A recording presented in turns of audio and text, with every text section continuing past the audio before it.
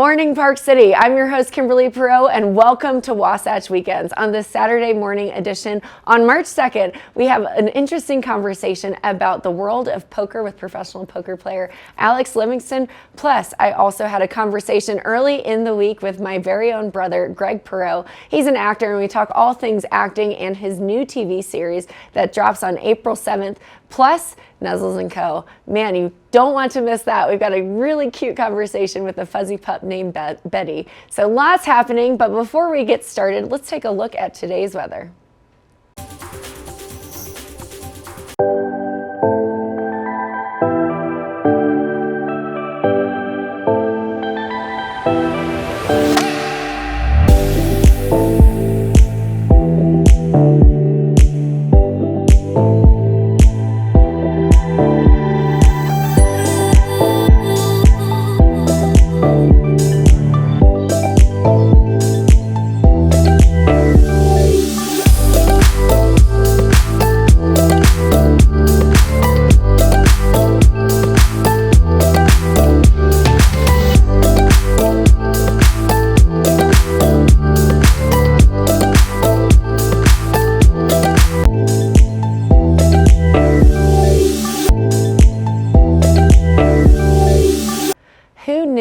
What the wonderful world of poker actually looks like. Alex Livingston, good friend of mine, talks all things poker, where he travels and beyond. So let's take a look at that conversation. Now, I'm so excited. This next guest is a very close and personal friend of mine, but he is also an incredible professional poker player. Joining me on the couch today is Alex Livingston. He is so incredible in what you do. So, Alex, how are you? Good. How are you doing today, Kate? Thrilled to have you here, fresh off the plane. You came straight to Colorado from all over the world internationally playing poker and in Texas and Vegas. So, tell me about your life. How did you end up as a poker player?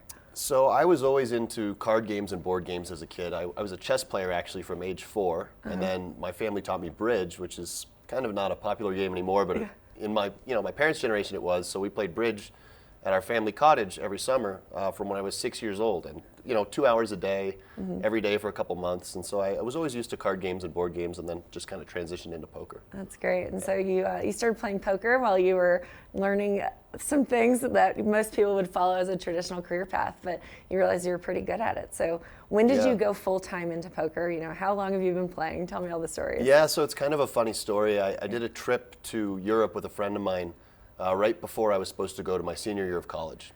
And I ended up sleeping through my flight back to Boston, which is where I was going to college. And he and another friend, they were both there, and they said, we decided we're going to stay in Amsterdam for a couple months. What are you going to do? You can stay with us or you can go back to school. So that was kind of a existential crisis I had, and 2 hours later I decided to stay in Amsterdam. I'd say that's sort of where my career was launched. Oh, that's great. Yeah. So you've been playing poker professionally. You play mostly in person, but every once in a while you play for fun online. But talk to me about your tournaments. You've won so many different things. What have you won? So I won a World Series of Poker bracelet a couple years ago in 7-card stud, which is kind of an older format of poker, but one that I really enjoy. And then I came in 3rd place in 2019 in the main event of the World Series of Poker. So that was kind of my biggest accomplishment. That was a big deal. I know. We were all cheering you on.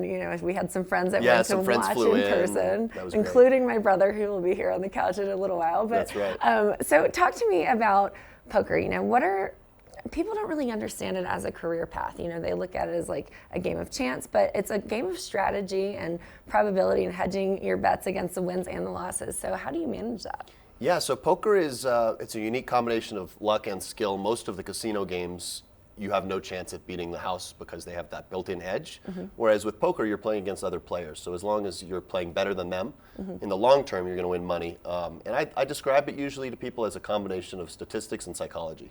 So you have that math side where you have to understand the probabilities. And then you have that human psychology side, which is probably the part I find more interesting, where you have to try to figure out how people's personalities work and then how they're going to play poker, but based on their personalities, and then you adjust your own game to sort of cater to that. That's true. You are so good at asking questions and getting to know people. So if we ever needed a guest host, you're coming in. That's all I'm saying. I don't know if I'm made to be a TV host. I don't know about that. You're so great at asking questions. So what do you have going on? You played in Europe for a while, and you're actually heading back to Las Vegas. So tell me about the tournaments that you've recently played and then what you're playing in Vegas. Yeah, so I was in Europe in the fall playing some tournaments there in the Czech Republic, and then I I actually just recently got back from Brazil. A friend of mine was hosting a big series there, and I played some tournaments there. And then I'm going to get on a plane tomorrow to fly to Vegas, and there's a mixed game series going on, which is really fun for me because basically that's a bunch of different types of poker. So it keeps your brain moving instead of just playing Texas Hold'em, which is the most common type of poker you see. And that's the one that most people know how to play. That's the one that the majority of people who play poker, they think of Texas Hold'em. Whereas this tournament series is going to have 7-card stud and deuce to 7 triple draw and a bunch of other types of poker that most people wouldn't have heard of. That's great. Yeah. So what's been your favorite poker moment outside of the bigger tournaments? You've probably played with some really interesting people. Yeah, I mean, I've played with some celebrities, which was definitely fun. I played with Don Cheadle. I played with Russell Westbrook. I have to say, like, anytime I've gone deep in a big tournament is probably, and when we say go deep, it's kind of a poker term when you make the final table or the final couple tables. That to me is kind of the highlight, and particularly the main event, just because it's just like an escalation, basically, of intensity and pressure, and I actually really enjoy the pressure. So. That's great. So what, on average, if you're not playing like the big televised poker games, like how long does a poker game usually last? Yeah, so there's tournaments and cash games. A tournament could be anywhere from a fast one could just be one day, whereas something like the main event's dragged out over 10 days. And then with cash games, you can just sit and you can leave whenever you want. So you could sit and play for a couple hours if you just had a few hours to spare in the day. So cash games are a nice option, especially for people who have a lot of other stuff going on in their lives, because tournaments are usually a full-time commitment where you have to sort of block open at least the full day. Yeah, that's great. So what is your favorite way to play? Like, do you have a preference? I know that's kind of an interesting question. It's a tricky one. So I would describe my style as always trying to, I don't like go in with one set strategy necessarily. I'm always trying to feel out how my opponents are playing and then adjust my game to them. So I'd say I have a pretty adaptable game. In general, I'm on the aggressive side. Typically, that's an important move in poker. You want to be doing a lot of raising and betting rather than calling. But I would say I always try to just feel out what's going on at the table, different players, their energies, and how I think they play, and just kind of cater to that. Sure.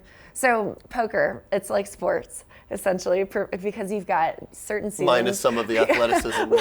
Well, it's the mental athleticism, I'd say. Right. But you have like a really intense season. So what does your typical year look like as a poker player? Yeah, so as I've sort of pivoted more towards tournaments, I used to play cash games where I didn't have as much structure to the year, but now as I've pivoted towards more being a tournament player, I have sort of busy months and then quieter months. So it really all kind of centers around the World Series of Poker, which is a series of about 100 tournaments in June and July, of which I'll probably play 50 to 60 of them.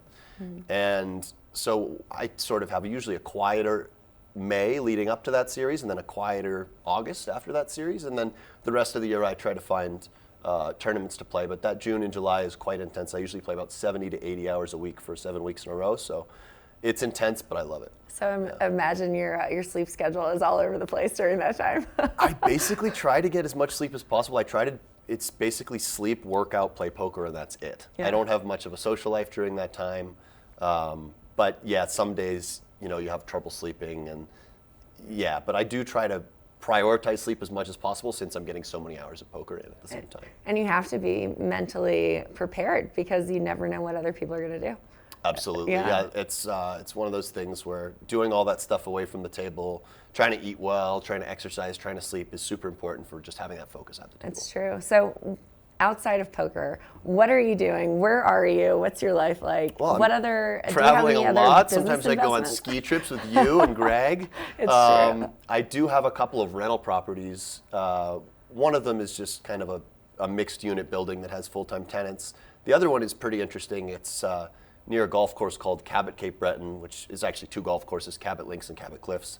And I rent that house out on Airbnb to golfers, and it's a pretty famous and well-known golf course. So you have people traveling in from, certainly a lot from the States and Canada, and then we've even had people from Asia and Europe flying in to play that course. So they can stay at my property, and it's just 5 minutes from the golf course. And that's so up in Nova Scotia? That's in Nova Scotia, yeah, Cape Breton. So I spend part of my year in Nova Scotia, and I spend the other part in Las Vegas typically, and then in between I'm just traveling around. Yeah. And you're a big golfer. I do enjoy golf. I'm definitely not as good a golfer as I am a poker player, but I do enjoy golf. Yeah. That's great. So what is your plan for the rest of this year? We're at the beginning or the end of February, the beginning of March, and what's your schedule look like? Yeah, so I've got this poker series coming up that I was talking about. Then I've got a ski trip with you and Greg and a bunch of our friends, and then I have another poker series in Vegas. That takes me till April. I'll probably play some poker in April, and then I'll probably have more of a relaxed month in May to prepare for the World Series of Poker. And then, August is usually more of a relaxed month, and then I'll get on the grind again in September and find some tournaments to play for the rest of the year. That's great. So Alex, outside of playing golf and looking at investment properties, ski trips, and poker, you also sometimes coach. So where can people go to follow your journey or learn a little bit more about your pointers and tips that you have? Yeah. So my social media handle on Instagram and Twitter is Rum and Chess. So rum like the alcohol, then the letter N, and then chess. And that started. It was an online poker handle that I created in college because I enjoyed drinking rum and Coke at the time, which I would never drink now, by the way. And I've always been a chess player, so I just came up with Rum and Chess. Awesome. So people can connect with you, follow along your journey, and you post some really interesting things, especially on Twitter. You're really kind of giving people the rundown of what you do. Yeah, absolutely. And it's exciting. It's always so much fun to find out where you are in poker tournaments, and I know we all really enjoy learning more from you as well. All right, great. Awesome. Well, Alex, thanks for coming. Excited. I hope you get to get out on the slopes and we'll do. Get out to maybe later today. Get out later today, and obviously we'll keep folks in the loop as you continue your career this year. Sounds great. Thanks a lot, Kim. Awesome. Now we'll be back. We've got some more guests joining us on the couch, and we'll be right back after this.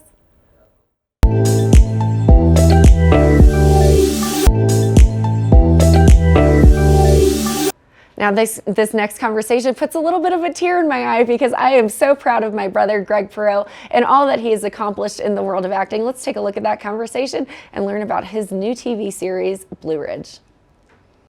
Now, our next guest has impersonated me as a news anchor on TV and on film, but joining me, he also shares my last name. I've got my brother and the actor Greg Perrow joining me here on the couch. Greg, how are you? I'm good. How cool is this? It's pretty fun. I love having you here. So you've been a reporter before on TV and on movies, but excited to have you here. So you're an actor. Tell me about your life. I am an actor, Kimberly. I already know about his life, but tell our fans about your life. How cool is this? Like, I am sitting on your show talking about my show. I Isn't that know. awesome? It's kind of weird. That's cool. It's great. So you've got a new show coming out, but before we get into that, let's talk about acting. Tell me, how did you get into it? What do you love about it? Wow. Okay. So, long story short, how I got into it is our mother convinced me to do our momager. A musical theater when I was like, I think 15. Right? Yep. Yeah. And then I heard about a friend who did extra. You could drive. You had your license. Yeah. Yeah. Then I heard about a friend who did extra work. And I saw all the cameras and the lights, and I just thought it was amazing. So that's why I got into film, moved to California, and been pursuing it ever since. You're in LA, so you've been pursuing it for a long time. We've seen the ups and downs of it. So as an actor, what's been the highlight so far? What has been the hardest part of it? Have you ever wanted to quit? All the time. No, I'm just kidding.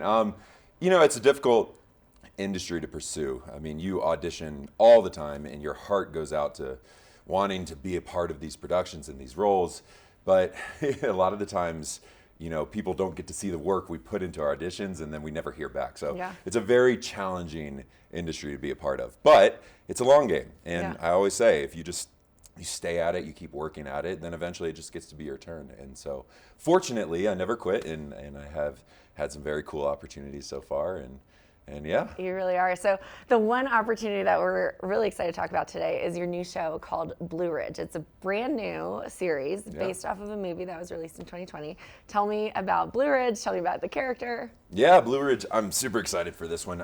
It's based off the movie. It was starring Jonathan Sheck, and then it's created by Gary Wheeler. They decided to do a television series. It's a really cool action drama. Think like CSI meets Yellowstone. Okay. But the cool part is it's family friendly. So you get to enjoy it with your kids, and everybody can really watch it. And I'm really proud to be a part of a project like that. So who's your character? I play RP. I'm a deputy to the sheriff. So it's really fun. My character, he has an interesting perspective because he's from the town of Blue Ridge versus the rest of the department is not. So I have this cool relationship with the locals, but yet I have to be loyal to the law. And so it's kind of fun conflict that arises. It's true. Well, really cool. I got to go on set with you in April and watched you film, and I think it was a really fun scene because you were chasing a bad guy who jumped out of a window, and you were like running after him with a gun. I loved watching it. It was so fun. Yeah. So when does the series drop? Tell me about it. April 7th, and everybody can go to thecowboywaychannel.com to find out some more information about it. So that's great. And then obviously we can follow you along on your Instagram and other things as well. So acting, I want to know, if you had if you had one piece of advice to give to anybody that wants to get into the field of acting, what would it be? Ooh, that's a really good question. Think long term. Yeah. Definitely think long term. And I always say too, it's very important to have a job that you're passionate about that can support your dream. Because, acting, you can be working nonstop, and then out of nowhere, you're not working for 6 months or a year. So you still need to work, right? And I think a lot of people burn out sometimes by taking on these jobs that they don't enjoy to support their dreams. So new actors, I always tell them, obviously get in class, just get as involved as possible. Go to local schools and do independent films and do workshops, but make sure and have that job that you still love that can be flexible and support your dream. That way you can stay in the game long term, because that's what I believe it takes. Well, that's true, and especially for you as an actor, you had COVID that hit, and then you had the actors strike and the writers strike. So what did you do in the off term, or the off season, I guess you could call it? I love cameras. I love being on the other side of it as well. So I do photography, I do videography.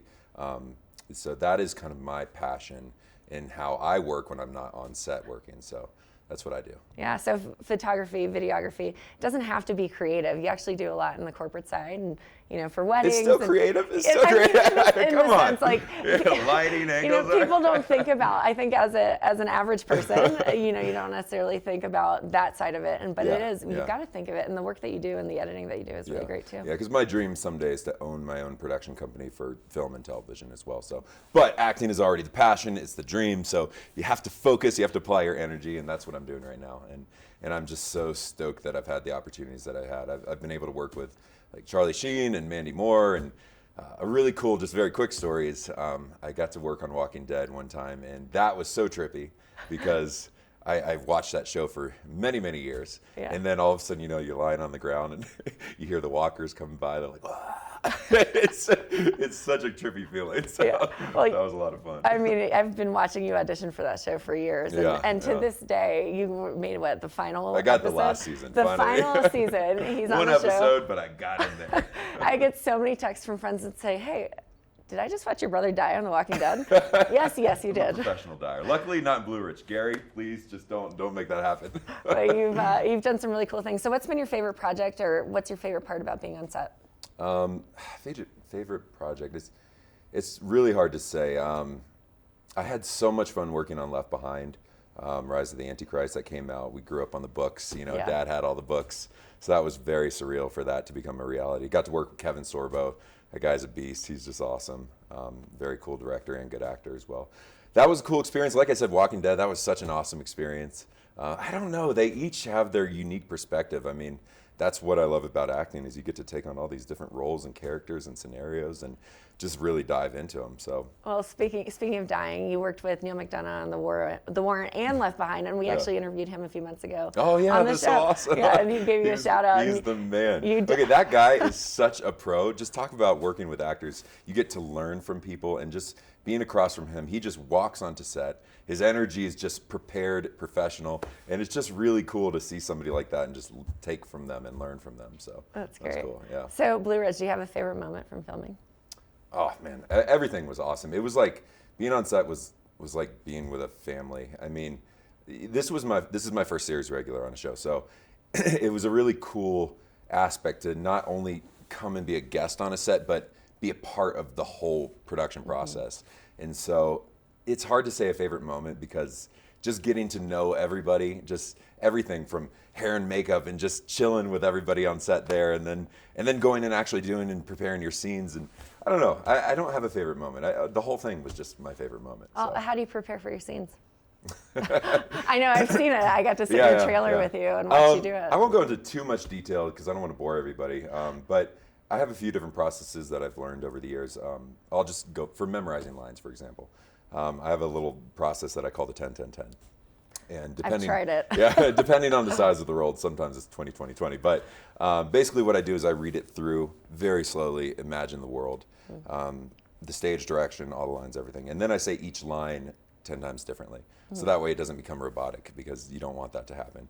And then lastly, I'll run it 10 lines. Now that's just the memorization part. There's a lot more that goes into preparing for a scene mentally, because acting's it's just a focus. You have to achieve the world around you and forget about all the cameras and the lights and just kind of be here, present in the moment. That's true. So RP, so you had to kind of create who you thought he was. And so what do you do that? Like, I mean, you've always been great at imagining magic worlds when we were kids. So like, what do you do? You know, it's cool. It's a growing process. I mean, to start, I work through a whole series of questions.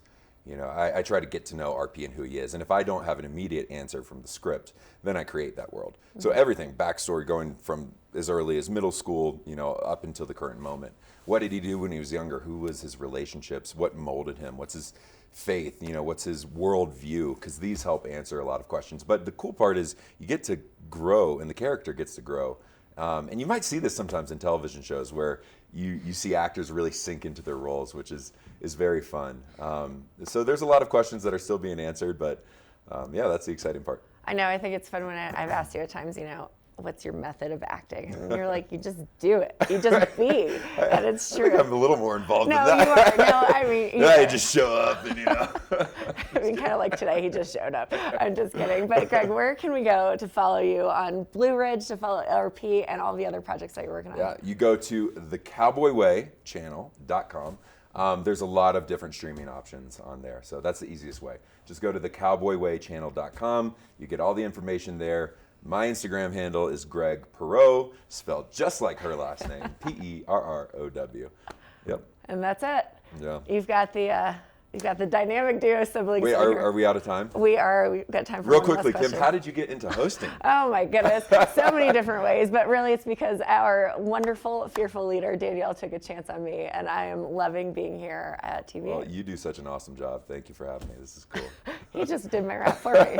So just like you said, we're done. So Greg Perrow, ladies and gentlemen, great to have my brother here on the couch, and we'll be right back after this.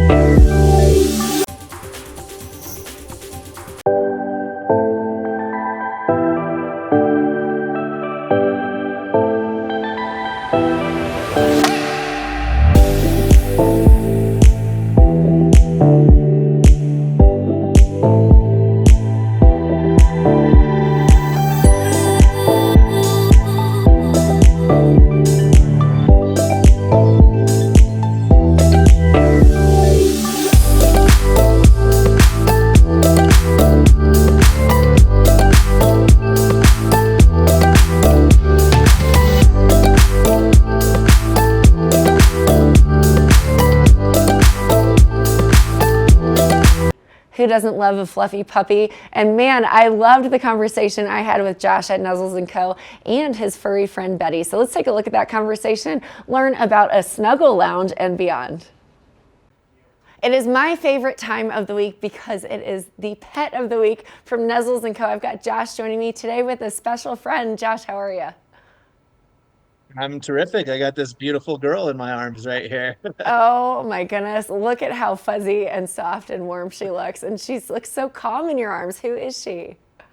This is Betty, and it's funny you say, look how soft she looks. She is about as soft as a bunny. Like, she is, like, you just want to cuddle right up to her because she's so fuzzy and just delightful to be around.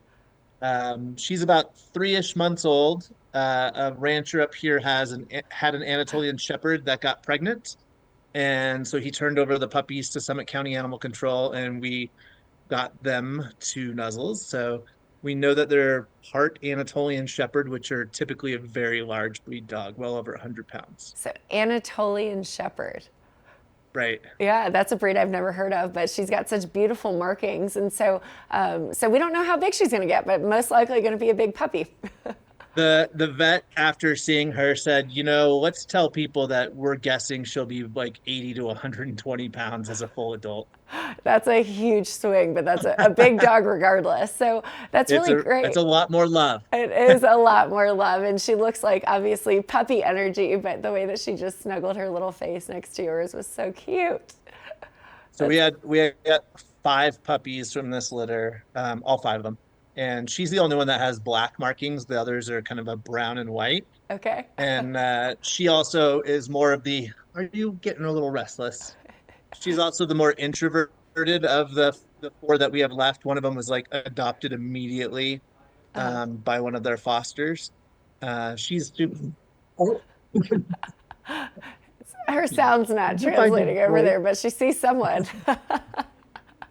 all right, I'll put you down. She's so cute. Yeah, she can see out my window here down into the other kennels, and she's letting her voice be heard. Oh, it's probably right around that age where they start doing that, right? So talk to me a little bit about her demeanor. So does she like to play with other dogs? What does she like?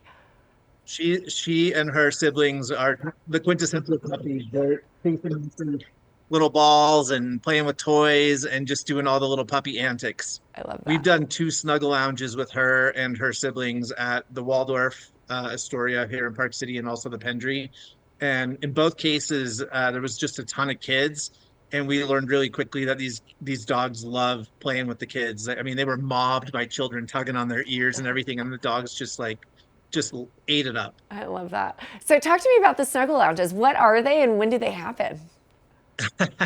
So snuggle lounges are one of the ways that I engage with the community and do a little bit of fundraising. We do them quite frequently with the Waldorf, the St. Regis, and the Pendry, but they make a donation to us, and we show up with puppies for about 2 hours, and their guests get to cuddle with puppies. And in turn, that actually socializes our dogs.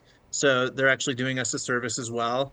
And in most cases, I'll bring adoption paperwork and stuff, but a lot of those people we're meeting for those situations are from out of town. So adoption's not something that happens frequently, and really not my end goal there either. Well, I'd say that's certainly a luxury ski experience. You get to snuggle puppies on your ski weekend. So that's right. You get off the slope, you come in for a nice warm meal, and you see a lobby where there's puppies just running around, and you go, yeah, I can do this. Yeah, it's a rough life. But anyways, Josh, what else is going on with Nuzzles & Co? Are there volunteer opportunities, foster opportunities? Always volunteer and foster opportunities. We actually did a call out for fosters just about a week ago because we had dogs like this litter of puppies that needed, in order for us to get them, we needed to place them into a foster home. And we did find some, but we're always open to that. So if you're interested, go to our website, nuzzlesandco.org. Today in Salt Lake City, we have an event we're doing with a gym, a recovery gym actually, called Fit to Recover. And our event is called Pups and Squats. So we're doing a workout for an hour. One of the movements involved in the workout is squatting, and we're going to be holding puppies while we're doing it because puppies make everything better. They really do. And the puppies that you have seem to be they live a luxury life. They go to the St. Regis, they go to the gym. What else do they do? You take them all over the place. All over the place. Yeah, I mean, think about it from some of these res dogs who, they come from the desert where they had a lack of resources and opportunities, and then they end up at the Waldorf Astoria and all these other situations. So yeah, I mean, they're making a move up in life. Well, I say that's a testament to all the work that you do at Nuzzles & Co. So, Josh, where can we find more information? Where can we sign up to do puppies and squats or to attend a snuggle lounge? Go to our website, nuzzlesandco.org. The main image right today is about pups and squats, but on the top, you can also find the opportunities to volunteer, donate, foster, all those things. And truly, all those things matter. We need, as a nonprofit, you need volunteers just to kind of extend that extra love to the animals, give them walks, pet the cats, brush them. Fostering really is just one of the most generous things anybody can do. It's opening your home and your heart. And then none of this would be possible if we didn't have the support of the community in a financial way. So we're always taking your donations. Oh, that's a wonderful, and fostering is a great opportunity if somebody wants a pet but can't give the full commitment as well. So that's a really great opportunity there. So Josh, we appreciate you. Love having you on the show as usual, and give Betty a nice little snuggle and a kiss for me. I'll definitely do that. She's running around my office and having a blast. Wonderful. Well, enjoy pups and squats, and I can't wait to see the next guest that you bring with you on the next time you're here. Look forward to it as well. Thank you so much. Thanks, Josh. Take care. Now, stay tuned. We've got a bit more on the show. We'll be right back after this short break.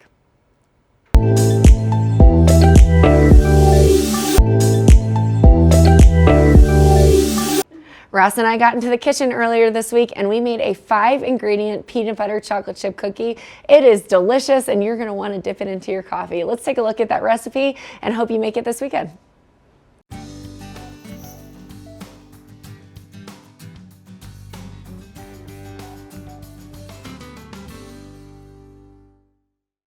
You know, it's been a minute since Ross and I have been in the kitchen together. Yeah. It has been. So I'd say probably since the beginning of this month. So excited to be back in the kitchen.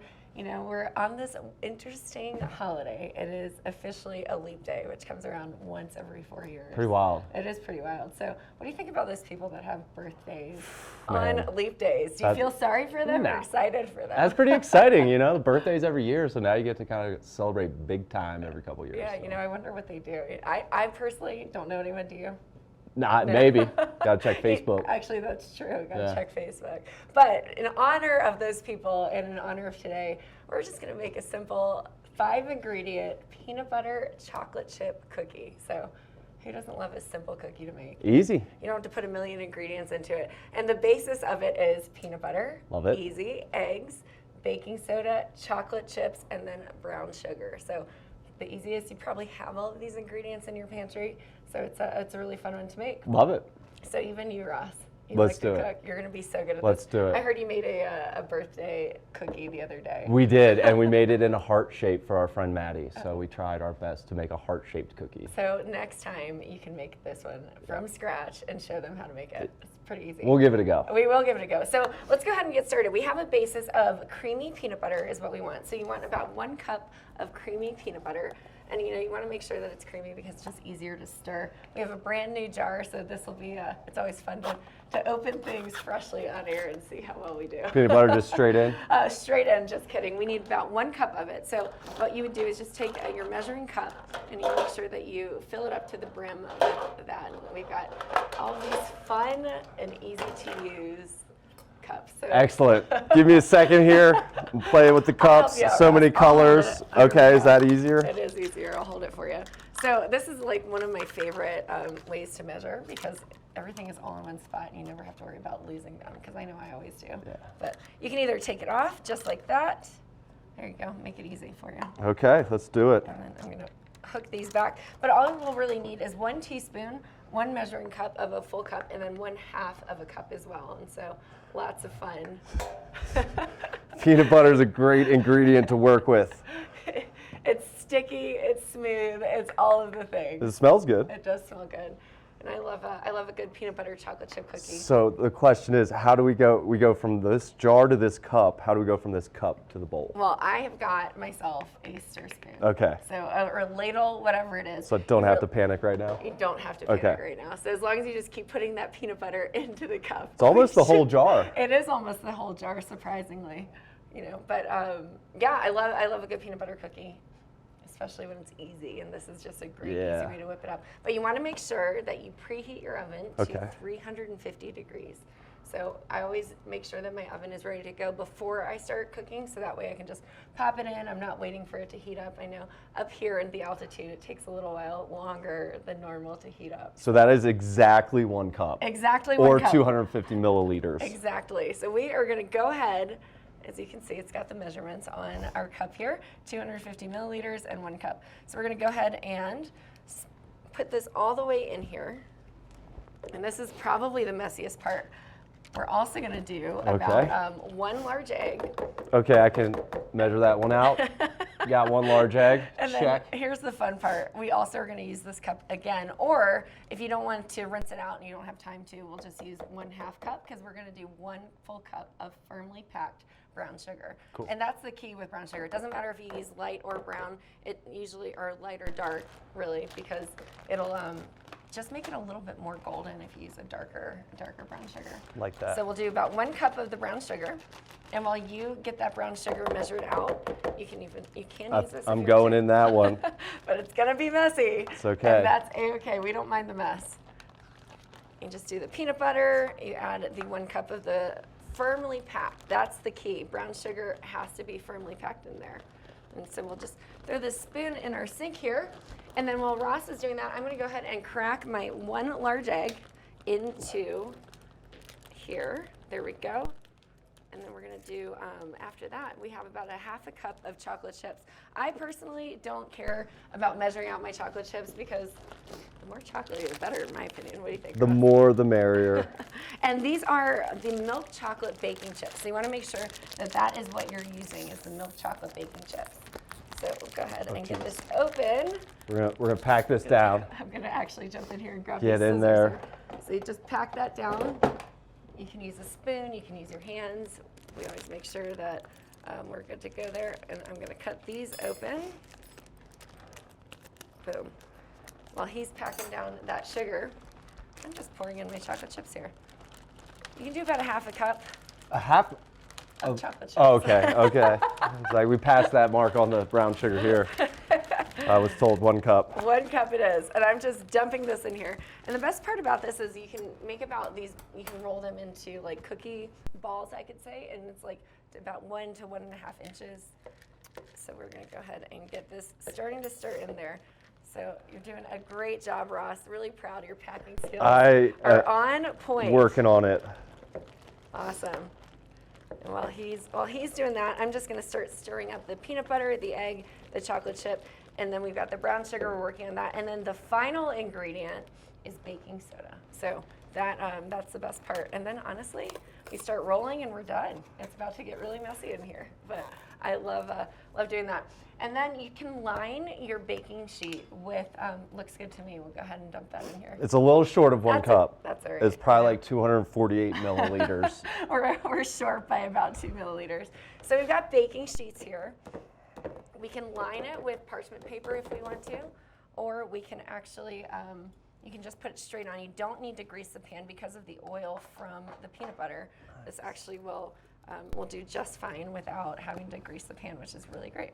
So I'm scooping it out, making sure that I get everything out of this jar. Got a little bit of peanut butter left in the bottom, and a little bit of brown sugar. Boom. Boom. That's good. All right. Now we need the baking soda. So you need 1 teaspoon of baking soda to throw in here. And that's going to help just really make the cookies rise and just really bake like a true cookie, since we're not using any flour for this. That was a teaspoon, right? 1 teaspoon. That translates to like TSP, right? TSP. That Nailed was it. Nailed it. I'm telling you, Ross, you're going to be a chef by the time 2024 is over. Yeah. I can feel it. All I'm going to be making is cookies, Kim. Hey, that's okay. If that's your specialty, I say it's better to be a subject matter expert in like one that. thing Yeah. than not good enough in any. I like that. Yeah. So go ahead and dump that in there. That is exactly 1 teaspoon. Exactly 1 Precisely. teaspoon. So I'm just going to go ahead and mix this in. Now your dough's going to be a little sticky because of the peanut butter. So be prepared for your hands to get messy. But we're going to roll these into about 1 to 1.5 inch balls. It should yield about 12 cookies if we're doing it right. If we're not, that's okay too. And then, yeah, that's it. We're just going to roll them. You ready to get your hands dirty? The kid in me is loving this. I think this would be a great activity for the What do children. you think? Yeah. A little bit more chocolate chips? Of course. Obviously. Yeah, of course. We're gonna go ahead and dump a few more chocolate chips in there. So yeah, if you wanted to be exact, you could do 1/2 cup, but who needs to be exact on chocolate? Yeah. I think it looks pretty good there. Yeah, that's so we're just gonna looking continue stirring, and this looks great. And then, if your chocolate chips don't get folded in, you can just work that in with your hands when you're rolling it into a ball.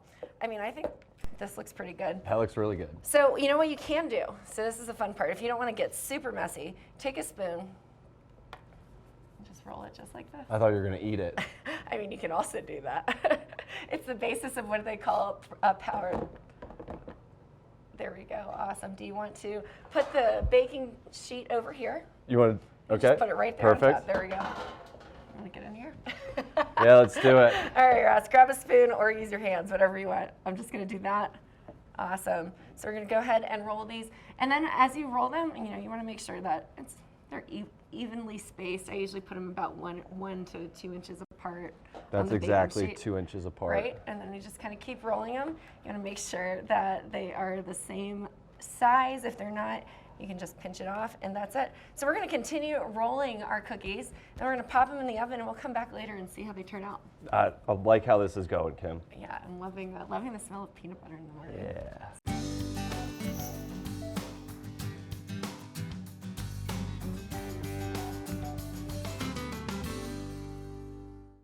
Man, well, I'm really excited about this because we are about to pull the peanut butter chocolate chip cookies out of the oven on this amazing leap day. So I'm gonna grab them. They look and smell great. Oh my gosh, can you smell the peanut butter? They look amazing. They look so good. It's kind of hard to pull them out when you've got 2 oven mitts on your hands. But look at that. They look like gorgeous cookies, don't they? Yeah. So we're gonna let them rest a little bit and we'll dive in, but we want to make sure that the chocolate is melted. You don't want it all over your hands, but it's going to be an ooey gooey goodness. It looks like you just want to make sure that when you're baking them, if you have 2 dishes, maybe flip them and rotate so that some are like cooked on the bottom evenly. But they look good to me.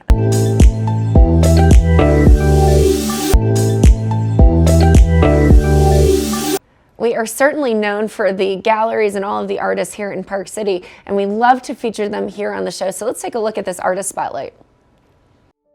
Hello, my name is Ashley Collins. I am a contemporary painter, and I am here to welcome you to Prospect Gallery in Park City, Utah. It is so amazing. I am so honored and so blessed to be able to step into this moment here, in this place with this team and with you, and to be able to share this because it is, life is challenging, and here is a place where your presence and your vibration can come alive again.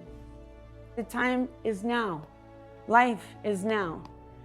And these souls, which I have been creating for the past 30 some odd years now, they bring you straight into this moment if you have the patience and an open mind to receive the love that they give, because they are created without any prior sketches, without any prior thought process. I approach each and every panel with a listening ear, and I listen to what they wish to come out. And they take years and years now to create and breathe. And when you really experience them, you experience them in the breath inside the breath. And you remember the warrior that you are. You remember the curiosity of the child that is within you, and you remember that bravery of that child within you, and you embrace that which you are. Angels come into our lives no matter what age we are. And if your heart is open, if your heart is truly, truly open, then you have an ability to see these angels. And an angel came into my life when I was about 8, 9 years of age. And this angel came in the form of a horse. And this horse taught me to never, ever, ever give up. He taught me that, Ashley, you are a warrior. You have a purpose. Never give up. We all have been thrown under the bus, each and every one of us.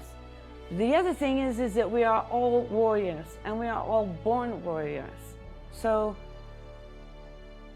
few of us actually really leap into this moment, into the now. I am inviting you to do is to come, because these souls that have been created on their own have a vibration that brings that child warrior out. I've seen it over and over and over. There's a truth behind them, there's a voice, and it is amazing to see how they actually move people sometimes to tears, and sometimes to uplift them and to heal. And for the last 33 years, I have witnessed this. I am just the catalyst for these entities to come forth. And I am their voice that you can hear. But when you are in their presence, you will feel it, you will know it, and you will be transformed.